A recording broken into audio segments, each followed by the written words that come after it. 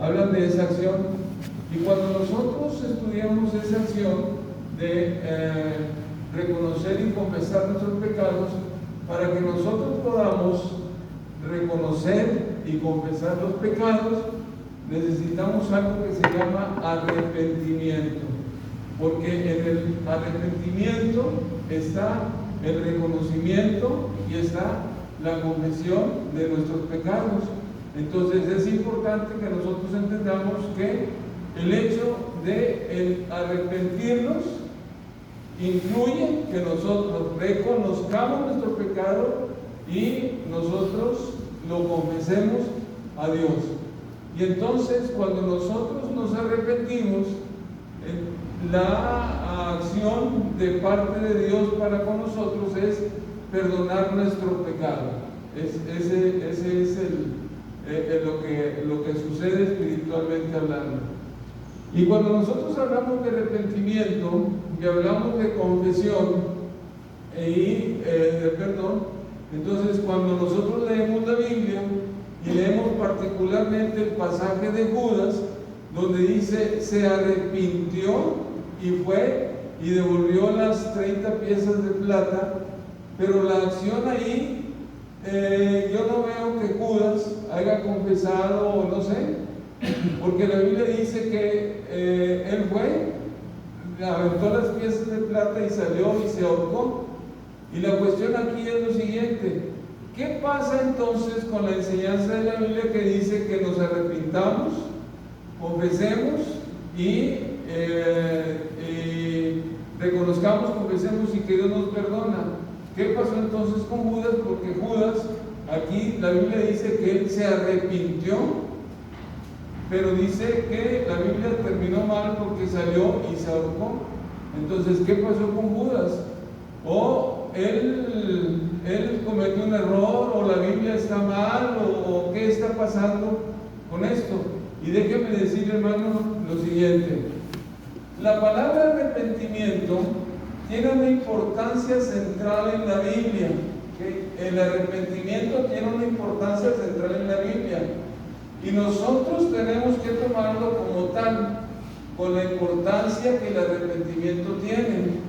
Y entonces, cuando nosotros nos acercamos a la palabra de Dios, y particularmente en el Nuevo Testamento, vamos a encontrar que en el Nuevo Testamento se utilizan cuando menos 2 palabras para la acción del arrepentimiento. 2 palabras en el Nuevo Testamento, que es donde se basa nuestra doctrina cristiana. Y esas 2 palabras que la Biblia ha traducido como arrepentimiento, necesitamos examinarlas para poder entender qué pasó con Judas y cuál es el verdadero arrepentimiento. Y la primera palabra que el Nuevo Testamento usa para arrepentimiento es metalomai, así como se oye, metalomai. ¿Okay? Y esa palabra que está ahí en Judas, en el capítulo número 27, versículo 3, donde dice, viendo que era condenado, devolvió arrepentido, y ese arrepentido, es metalomai. Y cuando nosotros, traducimos realmente esa palabra de arrepentido o arrepentimiento, en el caso de Judas, vamos a encontrar que no es necesariamente el arrepentimiento del cual nosotros estamos hablando, donde hay reconocimiento y confesión,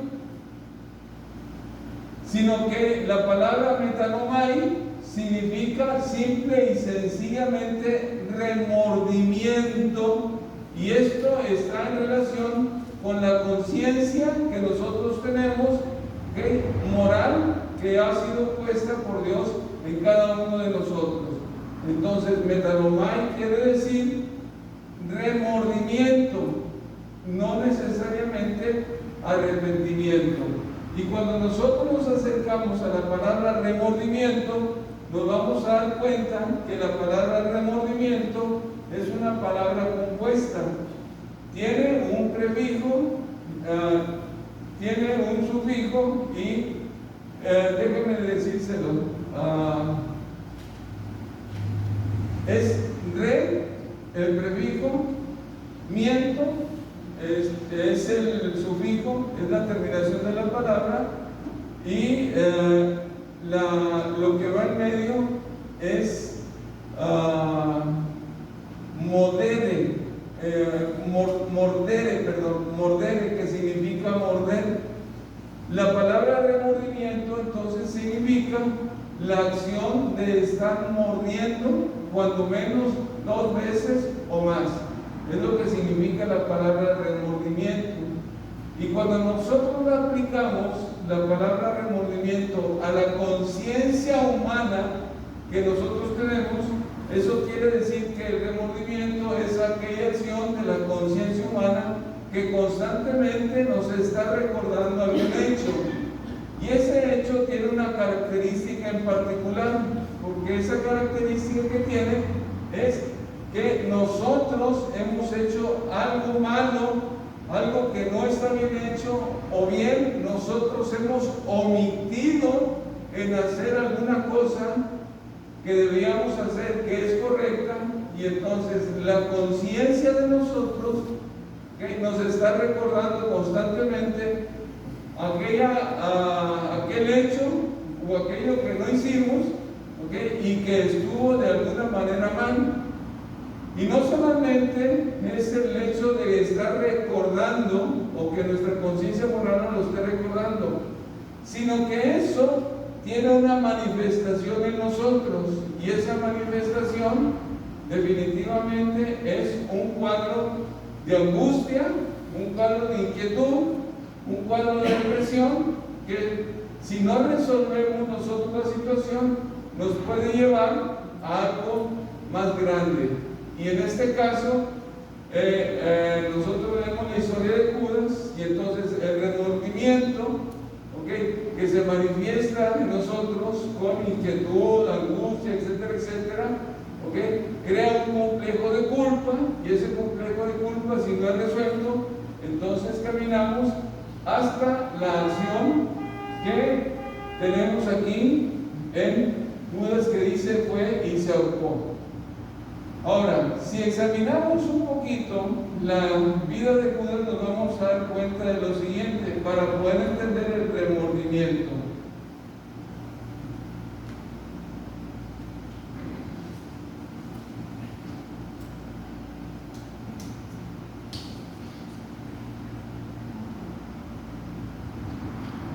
Judas era uno de los discípulos de Jesús, y había convivido con Jesús aproximadamente 3 años en todo el ministerio de Jesús.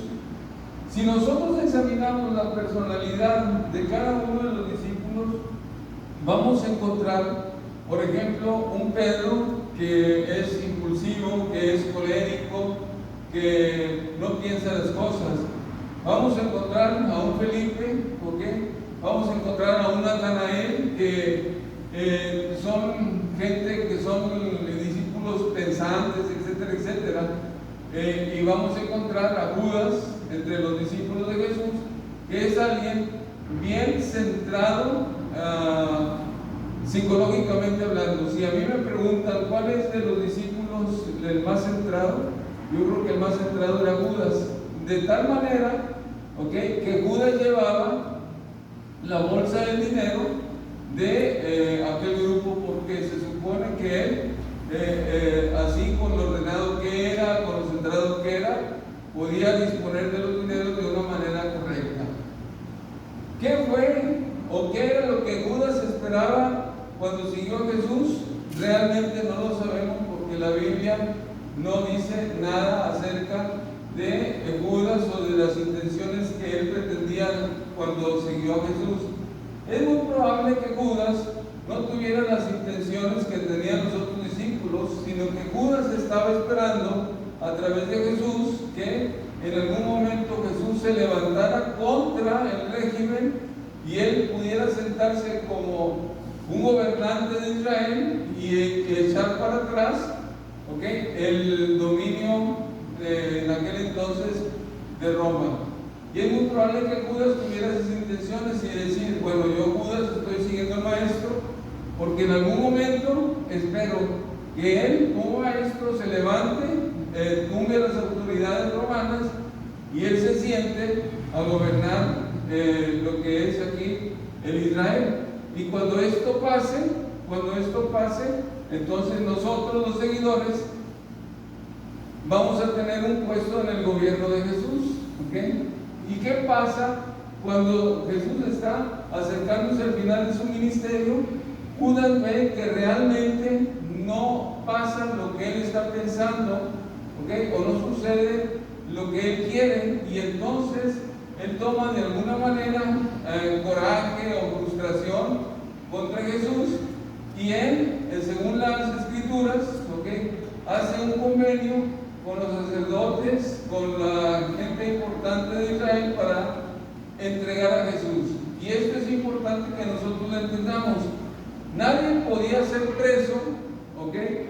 En los momentos en que se está escribiendo la Biblia, si no había una acusación de por medio. Entonces, el instrumento para que Jesús llegara a los tribunales debía ser que alguien de sus discípulos o gente que le seguía fuera el que entregara a Jesús a las autoridades. Y en este caso, Judas decidió entregarlo. Ahora, ¿cuánto le pagaron a Judas? Dice ahí, okay, según el 27, léalo por favor. Dice: arrojando las piezas de plata en el templo salió y se fue y se ahorcó. Okay, y entonces a él le costó, o él le dieron 30 piezas de plata por haber entregado a Jesús. Lo que Judas no esperaba es precisamente lo que estaba sucediendo con Jesús después de haberlo entregado, porque a Jesús no lo trataron como un reo que se trata comúnmente, llevándolo a un juicio, abriéndole una acusación, etcétera, etcétera, sino que el juicio de Jesús fue totalmente anormal, porque al momento en que aprenden a Jesús, que inmediatamente se le lleva a Sanedrín, luego se le lleva a las autoridades, y cuando amanece ese día, ya Jesús se encuentra golpeado por las autoridades. Y si usted abre Isaías, ábrelo por favor, Isaías 53.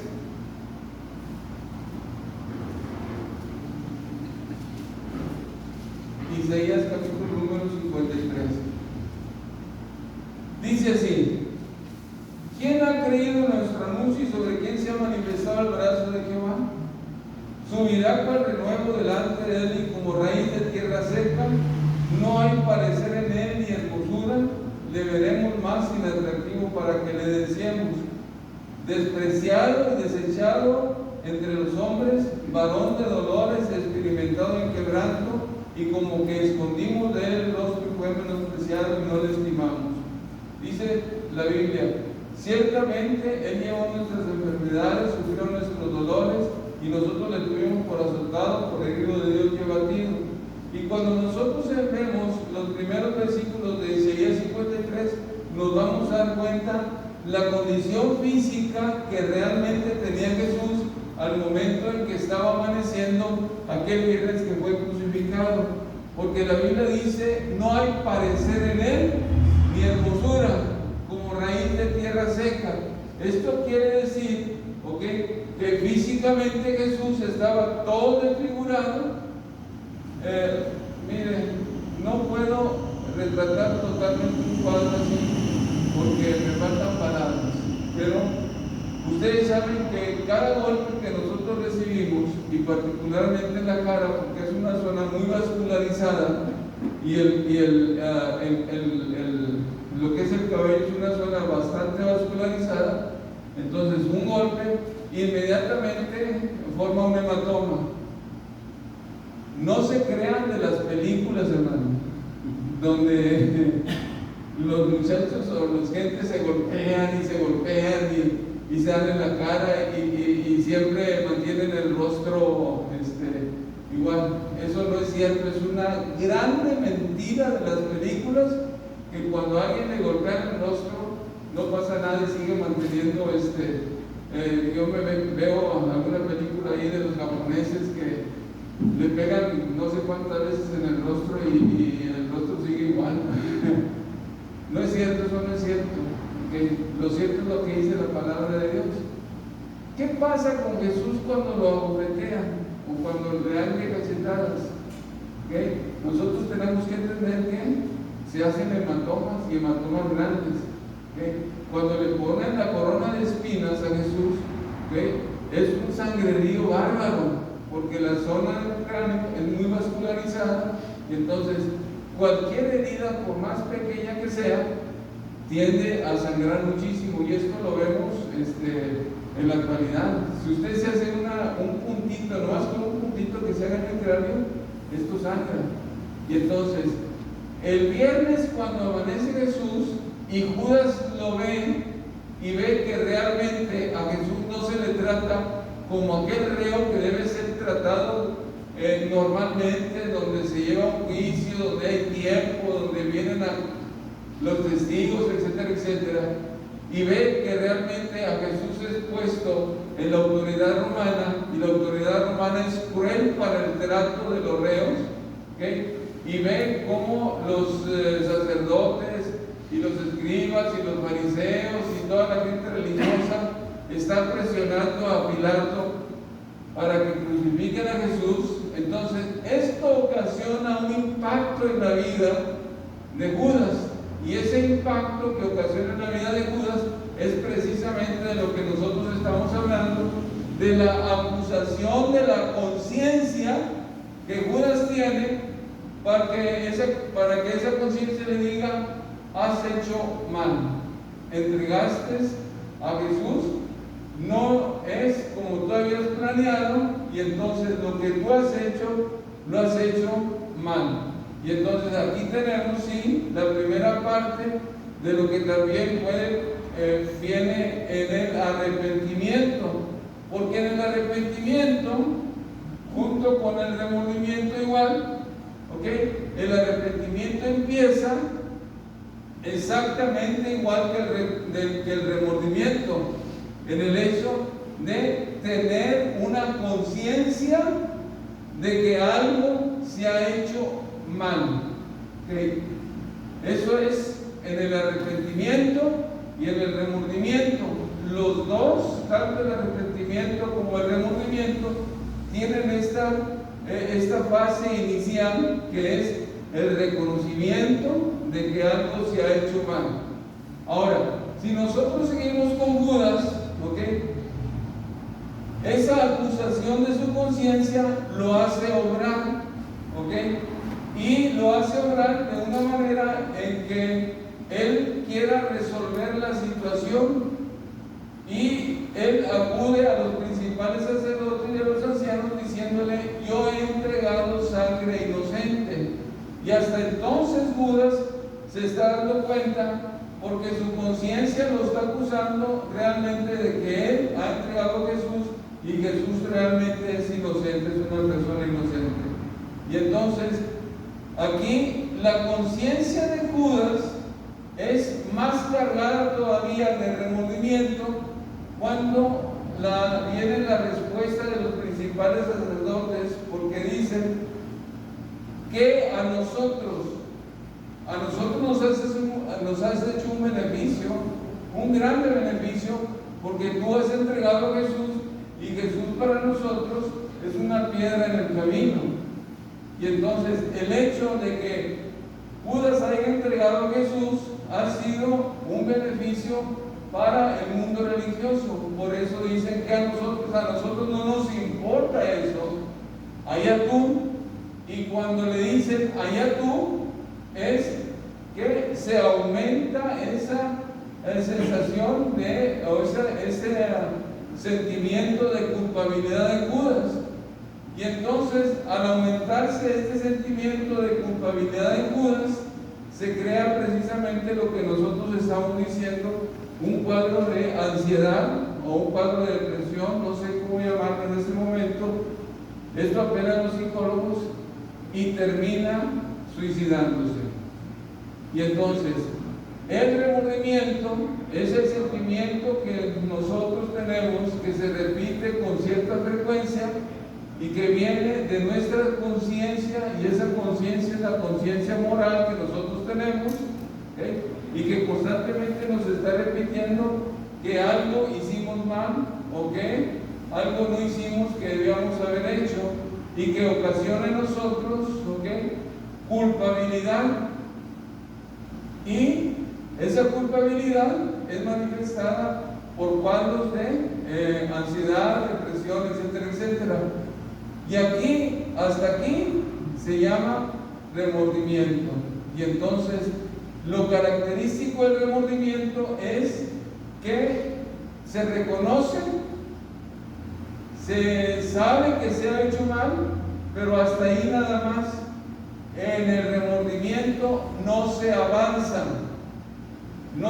más, sino que simple y sencillamente se queda en esa acción de estar recordando lo que se hizo mal y estarnos sintiendo mal, o que nuestro complejo de culpa vaya aumentando cada día más. Cuando nosotros examinamos la Biblia y vamos a Mateo, vaya por favor a Mateo capítulo número 3.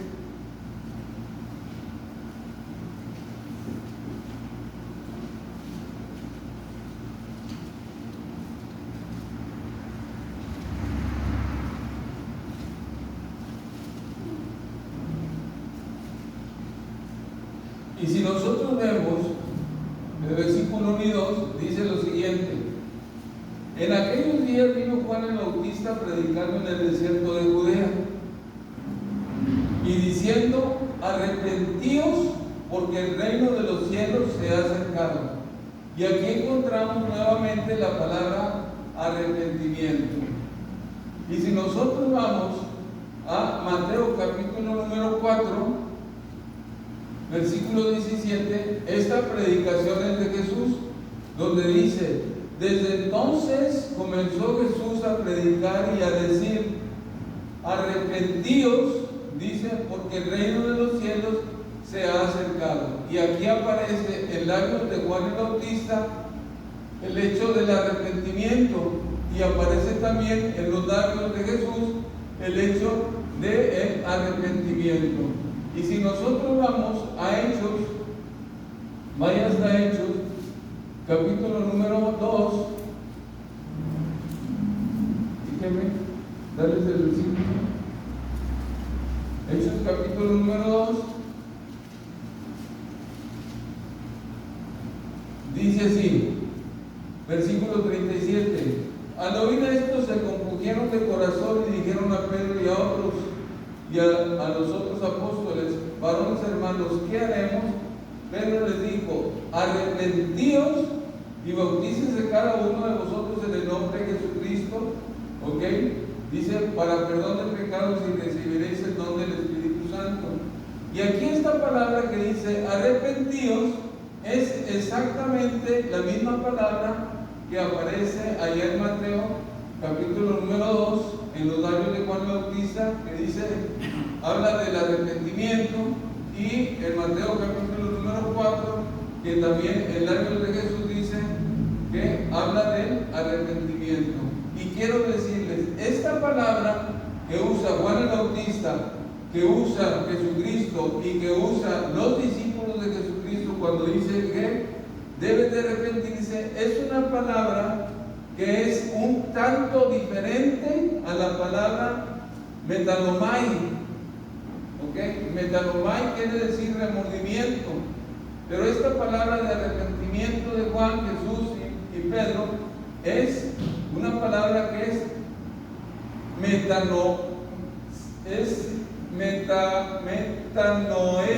metanoeo, ¿ok?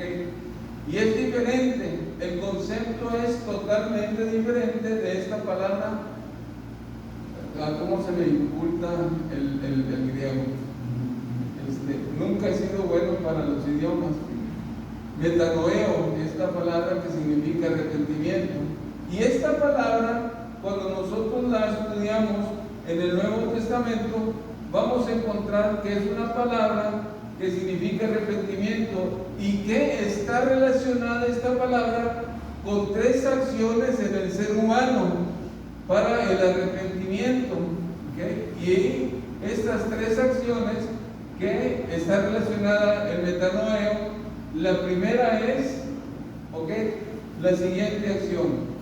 Y la siguiente acción es precisamente, contiene un elemento intelectual, y ese elemento intelectual es precisamente el reconocimiento, ¿okay?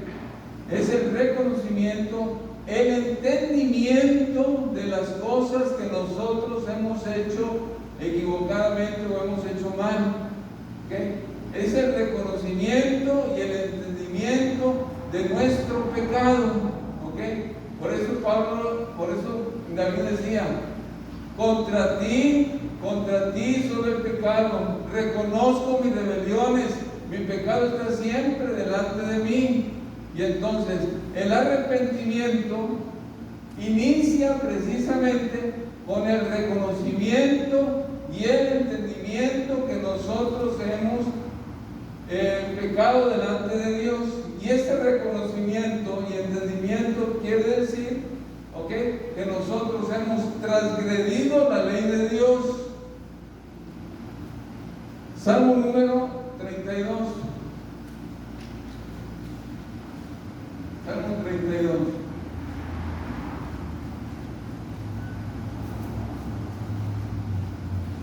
Dice así: bienaventurado aquel cuya transgresión, y aquí viene, es la primera parte, ya lo enseñé el domingo pasado, ¿ok? Reconocimiento y entendimiento de nuestras transgresiones. Transgresiones quiere decir que nosotros hemos brincado la raya, que no hemos cumplido con el mandamiento. Segundo, entender, dice, entender que hemos sido, dice, bienaventurado aquel cuya transgresión ha sido perdonada y cubierto su pecado. Pecado es aquí, tiene la idea de no hacer las cosas, tiene la idea de simple y sencillamente errar en el blanco.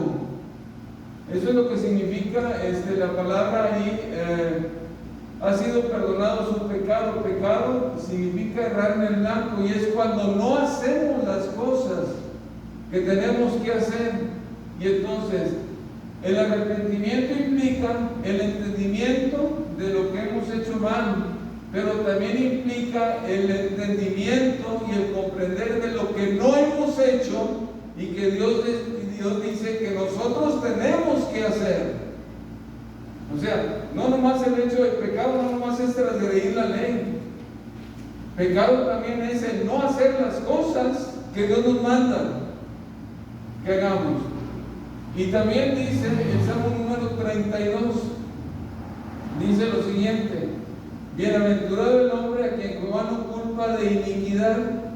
Y aquí la palabra iniquidad está en relación con algo que se hace perversamente, ¿ok?, o inicuamente, es lo que significa aquí esa palabra. Y entonces, pecado también es cuando nosotros, ¿ok?, hacemos las cosas que sabemos que no debemos hacer y las hacemos con toda nuestra conciencia puesta en ello. La Biblia dice en Primera de Juan que el que practica el pecado es del diablo. Y nosotros muchas veces hemos practicado el pecado perversamente, haciendo las cosas que sabemos, que estamos seguros, ¿ok? Y esto no es de conciencia humana solamente, esto también es de conciencia de Espíritu Santo, porque el Espíritu Santo nos dice a nosotros realmente qué es lo que no debemos hacer y que lo hacemos perversamente. Y donde dice, y en cuyo espíritu no hay engaño, y aquí engaño es doblez o dolo. Y entonces el arrepentimiento siempre va a empezar, ¿ok?, con ese reconocimiento de lo que nosotros hemos hecho mal dejamos de hacer de lo que nosotros hacemos con perversidad y de lo que nosotros hacemos precisamente con doblez o dolo. Y entonces, metanoeo significa primeramente el entendimiento. Hasta ahí se parece mucho al remordimiento, pero en el arrepentimiento, se avanza un paso más y llegamos a otra etapa, o a la siguiente etapa, que significa metanoeo, y no nos quedamos simple y sencillamente con el reconocimiento, porque la siguiente etapa implica precisamente una acción o un elemento emocional nuestro o sentimental.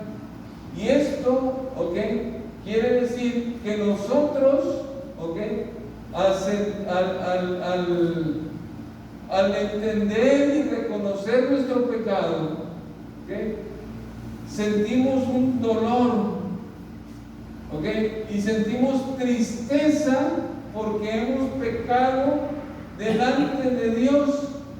Y entonces ese es un elemento muy importante en el arrepentimiento. Si nosotros, cuando nos sentimos culpables, no sentimos ese dolor que de alguna manera nos hace recapacitar, entonces lo que estamos sintiendo puede ser puro remordimiento y no arrepentimiento, porque en el arrepentimiento va implícito, el hecho de sentir dolor porque hemos pecado delante de Dios.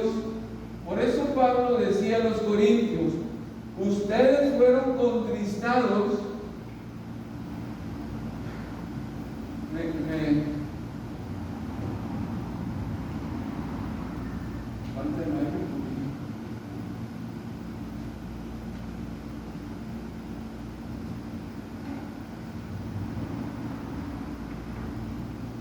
Dice: ustedes fueron contristados con la tristeza que es según Dios, porque esta tristeza que es según Dios, dice, es para arrepentimiento.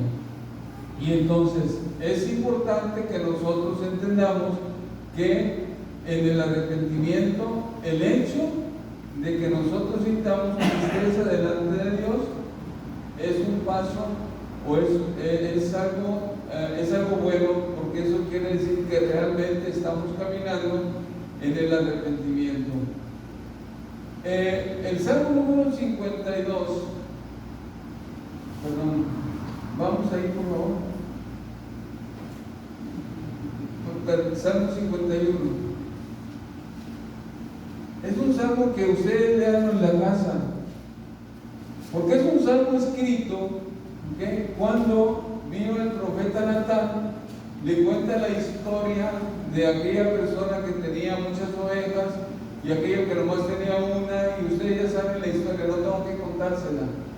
Y Natán le dice: ¿tú qué crees que debe hacerse a este hombre? Y David dice con mucha certeza: ese hombre es digno de muerte. Y entonces Natán le dice: ese hombre eres tú, porque tenías muchas mujeres, pero fuiste y tomaste la de, se me olvida el nombre, Eteo,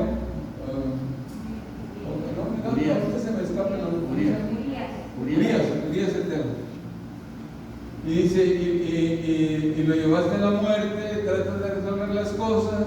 ¿Y qué es lo que pasa con David? Entonces David realmente se siente muy triste por aquel grande pecado que ha cometido delante de Dios. Y eso habla del área emocional de David, y entonces escribe el Salmo número 51. Y nosotros podemos encontrar en el Salmo número 51 ese gran tristeza que produce precisamente el que se haya pecado delante de Dios. Y la tercera etapa del metanoeo es una etapa que realmente nos tiene que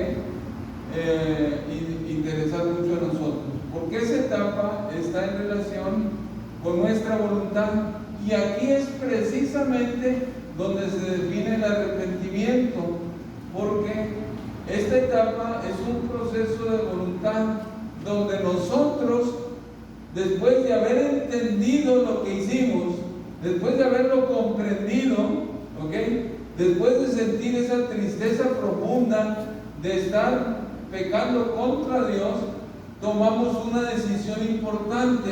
Y esa decisión importante es precisamente el hecho de dejar nuestro pecado, ¿ok? Y esa decisión importante de dejar nuestro pecado define el arrepentimiento, porque la palabra arrepentimiento significa simple y sencillamente hacer un alto. Es lo que significa la palabra arrepentimiento. Hacer un alto, dar un giro de 180 grados y regresarse. Ok, eso así se define arrepentimiento. Arrepentimiento es aquella acción donde nosotros voluntariamente, después de haber reconocido, después de haber entendido el sentimiento que tenemos, conscientemente dejamos el pecado y nos alejamos de él. Y entonces, en ese momento es que nosotros tenemos la capacidad precisamente de confesar nuestro pecado. No sé si me expliqué. Cuando tenemos tristeza, cuando entendemos bien nuestra situación y ahora sí tenemos la oportunidad de decirle a Dios: ¿sabes qué, Señor? Yo he pecado contra ti soy el pecado, he hecho lo malo delante de tus ojos, para que tú seas reconocido justo en tu palabra, tenido por puro tus vicios. Lávame, por favor, más de mi maldad, límpiame de mi pecado, etcétera, etcétera. Eso es el arrepentimiento, porque eso nos da la oportunidad a nosotros, ahora sí, de ir ante nuestro Señor y confesar nuestro pecado. Y cuando digo ir delante de nuestro Señor y confesar nuestro pecado, estamos hablando de una acción concreta donde nosotros voluntariamente estamos confesando cada pecado de nuestra vida. No sé si me expliqué. No es el arrepentimiento, no comprende: Señor, perdóname mis pecados.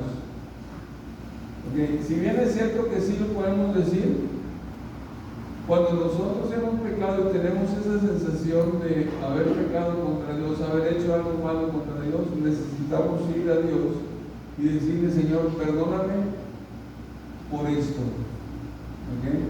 Y cuando nosotros confesamos delante de Dios nuestro pecado, ahora sí es que Dios perdona nuestro pecado y tenemos nosotros una restitución como hijos de Dios. Y entonces, arrepentimiento significa, pararnos, dar la vuelta, regresarnos, y esto, está en relación, hermanos, con nuestra confesión delante de Dios, con nuestro perdón. Y el arrepentimiento, como resultado, tiene que producir en nosotros el alejamiento del pecado. Si el arrepentimiento que nosotros estamos diciendo y estamos confesando delante de Dios no produce el alejamiento del pecado que nosotros estamos confesando, entonces es bueno que revaloremos si realmente nosotros nos arrepentimos o tenemos simple y sencillamente un remordimiento. El arrepentimiento siempre ocasionará el alejamiento del pecado, y el resultado del arrepentimiento será la santificación de cada uno de nosotros, porque cada día que pase nosotros, tenemos que irnos alejando cada vez más de nuestros pecados y consagrando nuestra vida a Jesucristo. Esa es santificación. Alejamiento del pecado, lo cual lo produce el arrepentimiento, y cada día entonces nosotros buscar vivir la vida que Jesucristo está mandando que nosotros vivamos, buscando la voluntad de Dios, y a eso se llama santificación. ¿ok? Porque no tenemos más que explicar acerca del arrepentimiento. Lo que sí es importante es que nosotros cada día valoremos, cada día que pase de nuestra vida valoremos cuando nuestras conciencias o bien el Espíritu Santo nos esté recordando de algunas cosas que nosotros hemos hecho mal, ¿okay? Y entonces valorar realmente si nosotros tenemos simple y sencillamente un remordimiento o realmente estamos en el camino del arrepentimiento, ¿okay? Y las únicas personas que tenemos, ¿okay? O que podemos decir sobre ello somos nosotros, porque el arrepentimiento siempre va a ser un acto interior, siempre va a ser un acto interior muy particular, muy íntimo de cada uno de nosotros, ¿ok? Termino con esto. ¿Qué hubiera pasado si Judas hubiera caminado en lo que nosotros estamos diciendo? Cuando yo leo Mateo capítulo número 27, me doy cuenta que realmente la conciencia de Judas lo acusó, ¿okay? Y lo acusó de una manera tremenda. Y esa acusación de conciencia que tuvo Judas se intensificó cuando los sacerdotes le dicen: a nosotros qué nos importa, allá tú. Y esto intensifica el hecho de que Judas sintiera más todavía, ¿okay?, el hecho de haber entregado a Jesús. Una cosa importante en el arrepentimiento es la restitución. Las personas que se arrepienten de alguna manera tratan de corregir, ¿okay?, lo que han hecho mal, porque esto es parte del entendimiento que nosotros tenemos de nuestro pecado y tratar de corregir lo que se ha hecho mal. En el caso de Judas, ¿okay?, simple y sencillamente fue y aventó las monedas. ¿Con quién tenía que ir Judas para corregir lo que hizo mal? No era con los sacerdotes, no era con el mundo religioso, porque el mundo religioso realmente fue el beneficiado con la acción de Judas. El que hizo, con la persona que hizo mal fue con Jesús, porque realmente a Jesús fue el afectado por la acción de Judas, y es lo que hizo mal haberlo entregado. ¿Qué hubiera pasado si Judas hubiera ido con Jesucristo, ¿okay?, o hubiera esperado que Jesucristo estuviera en la cruz y Judas se hubiera acercado con Jesús y hubiera caminado, ¿okay?, en el camino del arrepentimiento? Yo estoy seguro que realmente Jesús hubiera perdonado su pecado. El detalle de Judas es que no caminó, nada más tuvo la conciencia, ¿okay?, lo entendió, fue acusado por su conciencia y él prefirió quitarse la vida de una manera, como manera de resolver su situación. Qué diferente es Lucas capítulo número 22, ¿okay?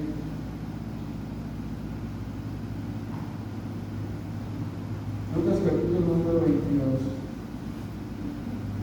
cuando dice lo siguiente, versículo 60. Dice: y Pedro dijo: hombre, no sé lo que dices. Y enseguida, mientras él todavía hablaba, el gallo cantó. Entonces, vuelto el Señor, miró a Pedro, y Pedro se acordó de la palabra del Señor que le había dicho: antes que el gallo cante, me negarás 3 veces. Y Pedro, saliendo fuera, lloró amargamente. Esto habla de arrepentimiento, ¿okay? Y nosotros vamos a encontrar a Pedro después en el Pentecostés, alguien perdonado y alguien arrepentido y alguien usado por el Señor. Hermanos, gracias, que Dios les bendiga. Que esto nos sirva a nosotros en nuestra vida diaria. Gracias.